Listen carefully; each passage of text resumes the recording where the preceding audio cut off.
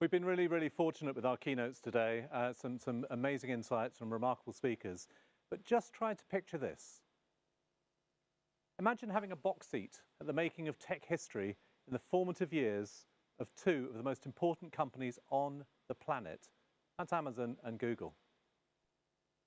Imagine seeing Amazon founder Jeff Bezos build a fledgling online bookseller into the world's most powerful seller of anything.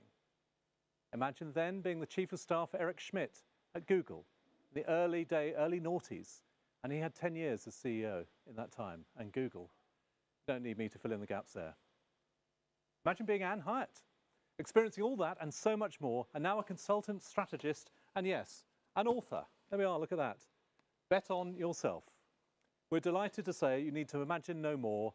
Welcome to Anne Hiatt. Anne, the floor is yours. Thank you, Greg. I really appreciate that introduction. It's kind of humbling to hear it, actually. Even though I lived it, it's still wild to think of the foundation of my career. Yes, my first job after university was sitting at the closest desk in the company next to Jeff Bezos, watching him invent not only e-commerce, but the gold standard of e-commerce. And my remarks today are going to talk a little bit about a few highlights of things that I've learned across my career journey, both at Amazon and at Google, and things that I have learned now as being a startup founder myself and coaching global CEOs all over the world, and to adopt some of the best practices of these celebrity CEOs who I've worked with for us normal people at whatever scale of growth or industry you might be in. So my talk today is talking about recognizing, owning, and implementing breakthrough career strategies. And this is something that is the core framework of my book that is just now coming out. And so to get us started, I just thought I would share a little bit of a story to talk about the mindset we want to be in when trying to set the strategy for our growth and success. So you might or might not recognize this. This is Roger Bannister, and he is famous because he was the first person to ever run a mile in under 4 minutes. In 1954, he broke this record, and we, up until that point, thought it was physically impossible for a human to run a mile in less than 4 minutes. But after Roger broke that record and ran that what's called the Miracle Mile, just 2 months later, he and a teammate, John Landy, broke it again. And since then, more than 1,400 male athletes have broken this record, and is now considered standard for professional athletes. Now, I just want you to absorb that for a second and think about something that we thought was physically impossible has now become standard. So as we as entrepreneurs are facing some things that feel kind of impossible, and we look around and it looks like absolutely no one has ever done this before, I want you to know that often that is just a mental barrier. And that is a pattern I've seen over and over again at the foundational years at Amazon, foundational years that I spent at Google, and across the 12 years that I stayed at Google, where we were re-upping, reinvesting, and reinventing what it meant to work at Google and what we were trying to put out into the world. So we're really talking about a framework of ROI. Now, the traditional definition of ROI does apply here, which is return on investment, but my definition is a little bit different. I think of this as recognize, own, and implement. Recognizing is about defining success. Owning it is about how we reinvest and reinvent ourselves and our strategy. And the third is implementing. That's putting in the really hard work, pivoting, repeating over and over again. So let's get started on the first. So when we recognize what we want to put into the world, this is about defining our success. In my consulting career now, I have CEOs from all over the world, 5 different continents, completely different industries and growth scales. And whenever they have a big crisis, when something starts to break and they don't know why, we constantly need to come back to their vision, mission, and values, because therein lies the heart of the decisions being made and how they need to re-empower their executives and make some decisions. When I was at Amazon, I was there during the years when Jeff and his S team were inventing what is now their famous leadership principles. Back then, we came up with 10, and now it's a list of 14, which they have on the website. But that was a really important foundational issue for us back in 2002, because Jeff then was realizing he could no longer be in every room where important decisions were being made. So he needed to document exactly how he wanted those decisions to come about. And so those leadership principles are something that, I mean, you could probably quiz me on it. I think I still have them memorized today, not because I have a great memory, I don't, but because it was used in conversations so frequently that it just became ingrained in our dialogue. It became our own secret language of how decisions were being made, especially when leadership couldn't be in every room anymore. And I would encourage you to surround yourself with people who really push the envelope and can replicate your leadership style. I call this a dream resume. And a dream resume for me has absolutely nothing to do with titles or companies or any kind of external accolade. A dream resume is, what do you want to accomplish? Who do you want to do it with? And what is the output? Who are the people that you're looking to serve? And when you're focused on that rather than titles and accolades, you really hone in on delivering that mission in a really substantive way, that otherwise those titles can become distracting and you can be led by ego rather than by strategy. And I really saw this at play when I was working with Jeff Bezos in the very first few years I was at the company. And in 2002, when I started, Jeff had just created a brand new role at the company titled The Shadow. That was its official title. Now it has a much more formal title, which is Technical Director. But the first official shadow ever was Andy Jassy.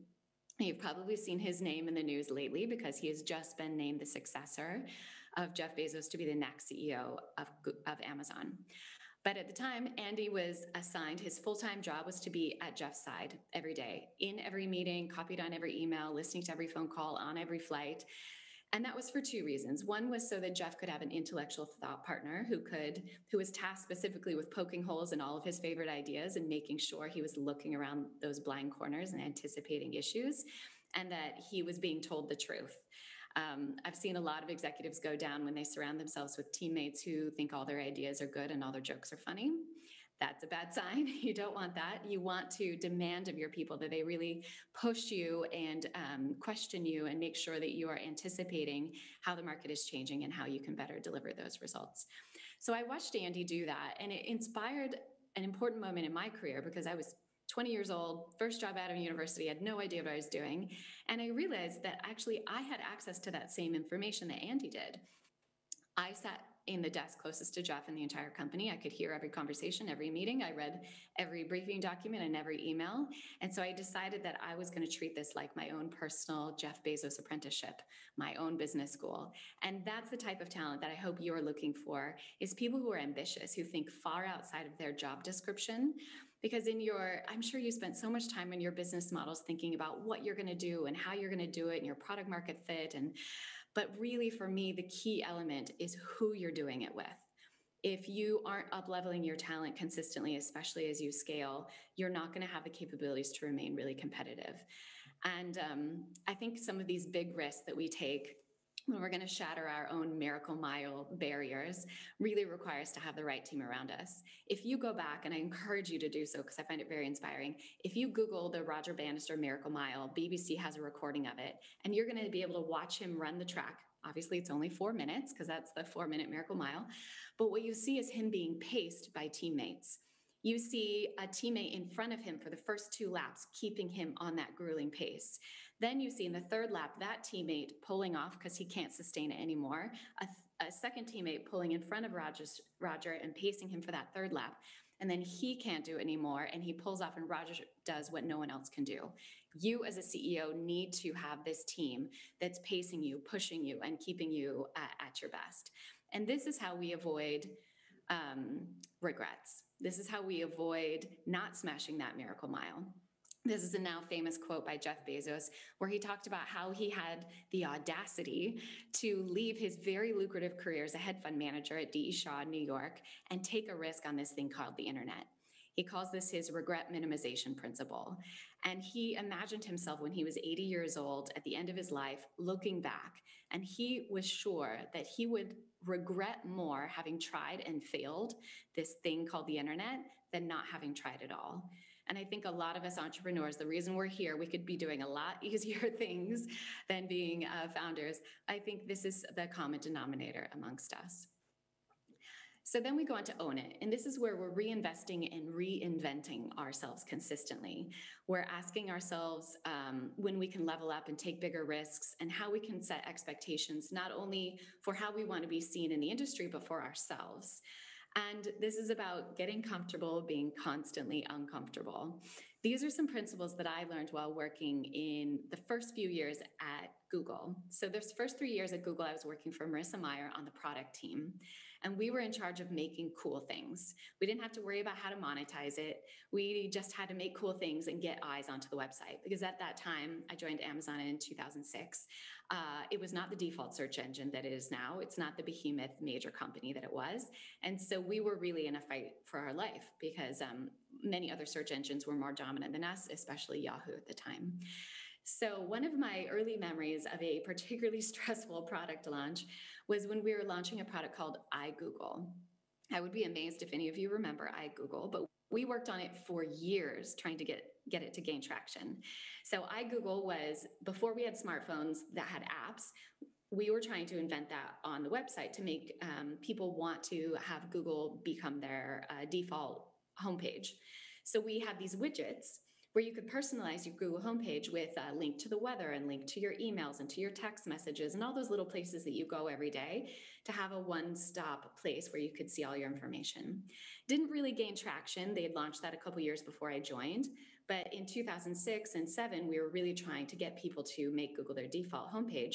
So we did a partnership with fashion designers so that we could personalize it graphically with people that you like anyway, like Oscar de la Renta, Diane von Furstenberg, even Coldplay, Mark Echo, really cool designers did customizable homepages.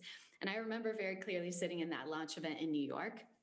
And we were in the meatpacking district of Manhattan at night, a very hot summer night, and under the stars. And we had LED projections of all these beautiful customized iGoogle homepages displayed on these old brick buildings in New York. And the juxtaposition of like old and new is like burned in my memory. It was such a beautiful launch event, and it got great press, and we finally got a lot of adoption.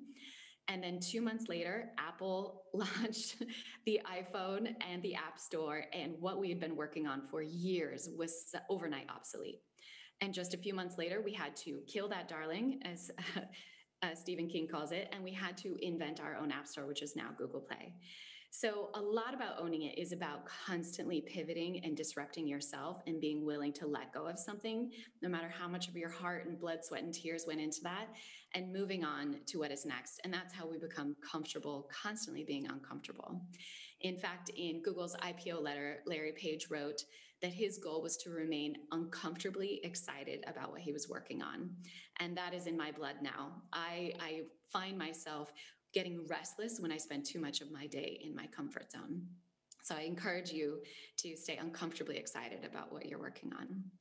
The last in our ROI is implement. And this is where we're doing the hard work, we're pivoting, we're reinventing, and we repeat over and over again. And this is how we do what I call engineer serendipity. That's actually been mentioned earlier in the conference. Engineering serendipity for me is knowing exactly what you're trying to accomplish, who you're going to go there with, and what you want it to mean in the world, so that when opportunities come your way, maybe in just little grains of infancy of an opportunity, you recognize it in that moment when it otherwise could have easily just passed you by. Your competitors won't see it if they're not lifting their eyes up to the horizon, and this is your advantage. This is how you create luck. So many of my celebrity CEOs that I've worked for just appear so lucky. And I will tell you that, yes, luck is absolutely a part of the success equation.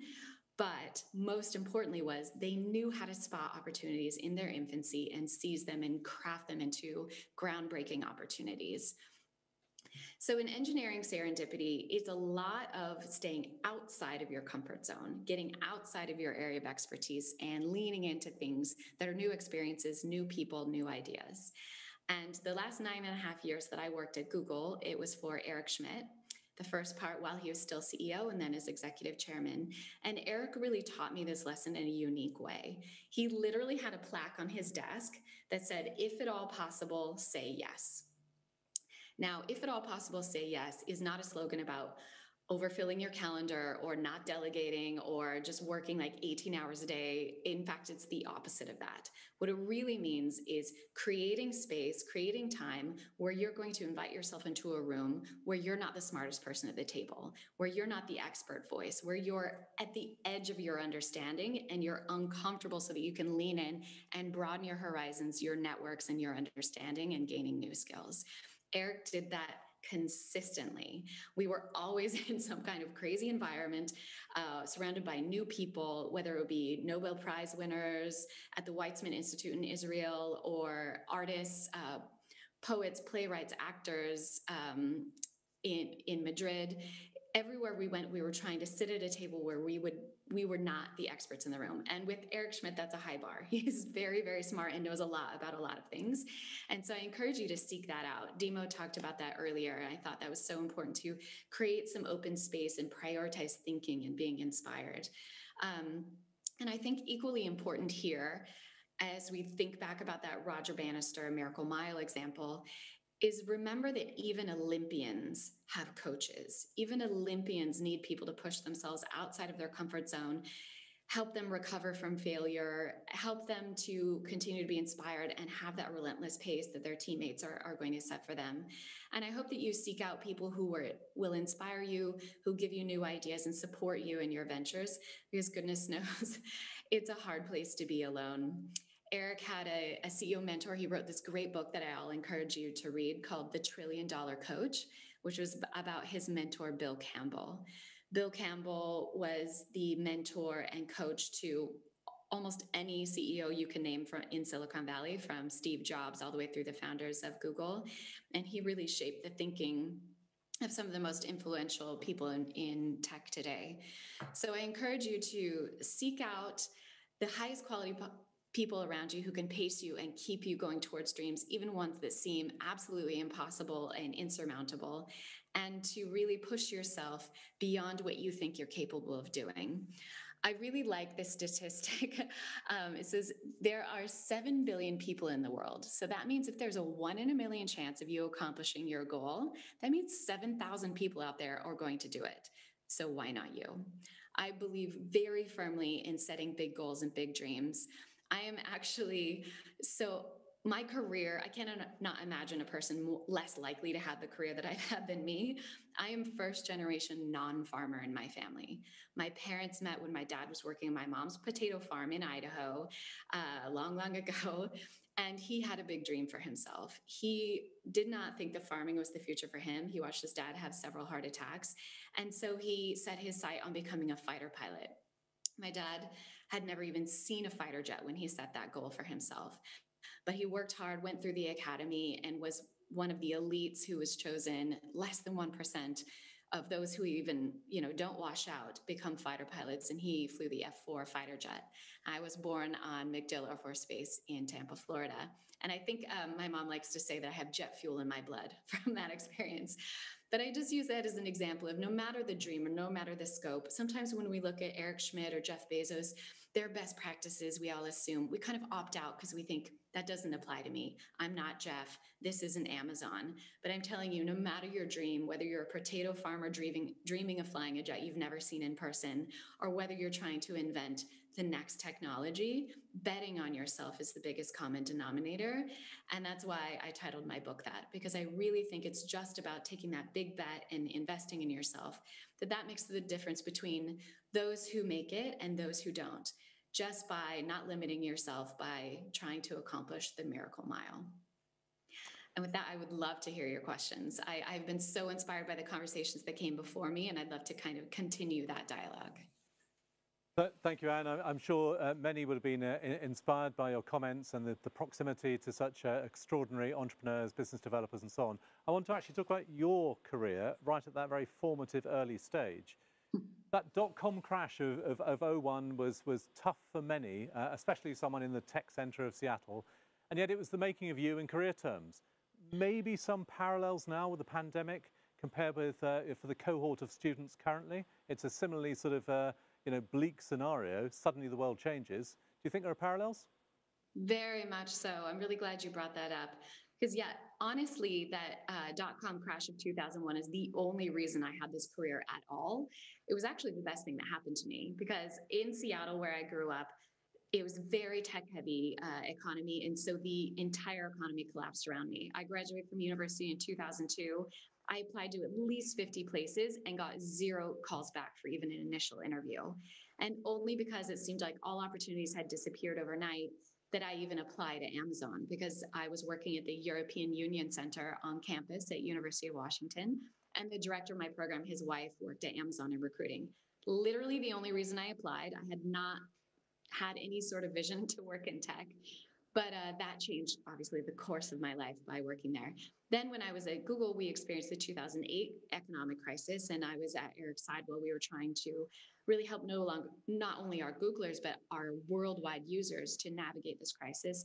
And then now, after 12 years in my safety nest of Google, and I decided to go out and be an entrepreneur of my own, I did not anticipate that just 6 months after I founded my own company, this pandemic would happen. So I think each of these pivots or these crises can teach us something really fundamental. And each one of them have absolutely given me an opportunity to double down, refocus on what I'm trying to put out into the world, what is of most importance, and make sure that I'm serving this greater legacy. This is something I've been talking to my clients about a lot right now as we're pivoting into a new normal. What legacy do you want to be leaving? And a lot of them bristled at it, being like, why are we talking about legacy? I'm not retiring. And this is not a conversation for retirement. This is a conversation for the legacy you're creating today, every single day with each decision that you make. So a crisis is a terrible thing to waste, as they say, and it can really give us opportunities to focus in on what matters to us most. And around this area, I'm delighted to say that Anne has agreed to give another talk on August the 10th, Bath Life and Bristol Life special, particularly for students around that career development and taking opportunities. Please do look out for that, and we'll be putting out some more details shortly. There's an observation from Paul Mackenzie Cummins, which comes to one of your points. Clearly PR, again, another very entrepreneurial business. He said, just make cool things is an important point. I see too many people starting businesses with money being their biggest focus. But if they focus on getting the product and service as good and as great as it can be, the profit will invariably follow. Great example about Google Play. I want to come to that iGoogle point. You were there when that was happening. What about for other companies you've advised, you've consulted for and so on? When have you said, you know what, ditch the strategy, we've got to do something completely different, circumstances have changed? Another example, perhaps. Wow, there's so many. Honestly, I'm very grateful for the consulting clients who have come to me because they've sought me out because they were willing to pivot. And so I think while I would love to take credit for the fact that every single one of my consulting clients came out the pandemic better off than they were, more competitively placed than they were before, I think that just has to do with the fact that they self-selected to seek out some help rather than just my individual advice. But I would say that many of my companies have found a unique product market fit by really looking at the data. Sometimes it requires you going back to your dashboards of seeing where are you getting a unique fit, where is your new users coming from, and how can we double down on that? I'll just give an example from myself. I'm looking before my book launch. We were looking at what markets we should be focusing on for press and speeches and adoption and building up a community. And we noticed after I spoke at South by Southwest in March, we were watching the dashboards of where new users were coming from, and we got this huge influx from Brazil. Now, Brazil had not been a prioritized market for myself, but because we had dashboards set up to look for who were new followers, who were coming to the website, signing up for the newsletters, we saw an opportunity to do that. And within just 2 or 3 email outreaches, I'd done interviews that reached more than 10 million people in Brazil. And so I think it's really about being willing to re-look at your data and look at your market fit and pivot where necessary to find your market users, can uncover opportunities that otherwise would have passed you by. And I'll prep you now. You're going to be joining our panel again at the end. I'll be asking you then and the rest of the panel about why this area is so strong for entrepreneurs. The Southwest, I know you're a great advisor to the CRM specialist Armadillo, for example. We'll come on to that subsequently. But prior to then, a question from Rick de Mowbray again. Thanks for the amazing insight, Anne. Well, you know, him, me, and everyone else, I'm sure, thinking that. But there's quite a challenging question here.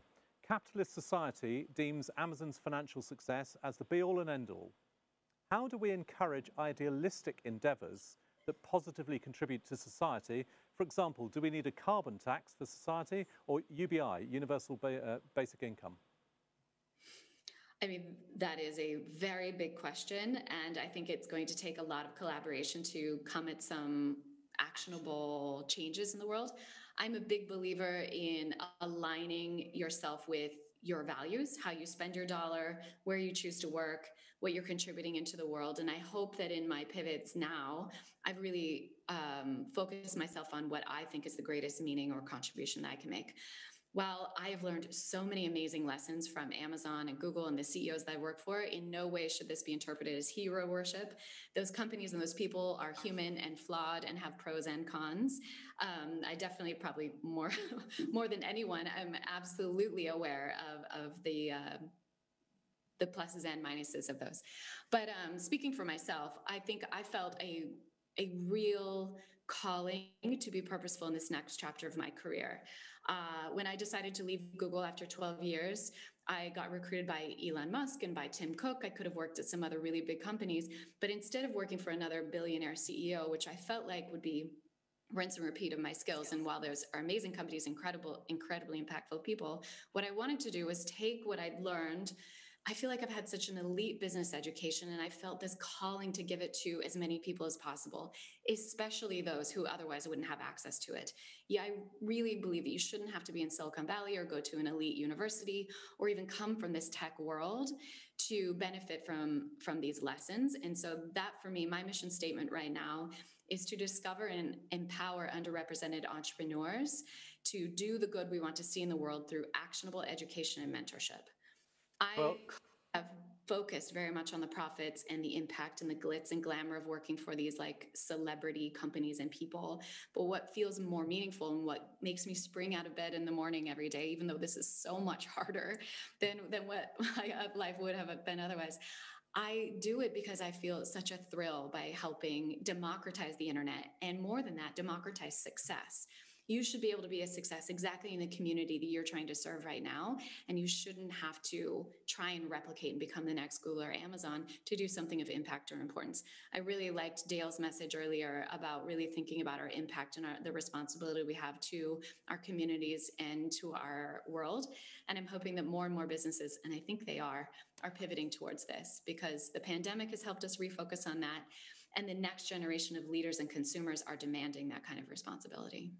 So there we have it. There's a huge vista covered in short time, from Roger Bannister to democratizing success, from chiming very much with what Dale was saying about his set of values and working out what your values are and doing what is right, which directly connects with what Chris Anderson was talking about spreading good ideas. You know, the opportunity to radically be open and to benefit others, because they are the ones. So you can be a catalyst, and you absolutely are, with other entrepreneurs. And thank you very much. I'll give you that plug again, of course. Good luck with your book to be published soon. Bet on yourself. I certainly wouldn't bet against you, that's for sure. Details on the EntreConf site.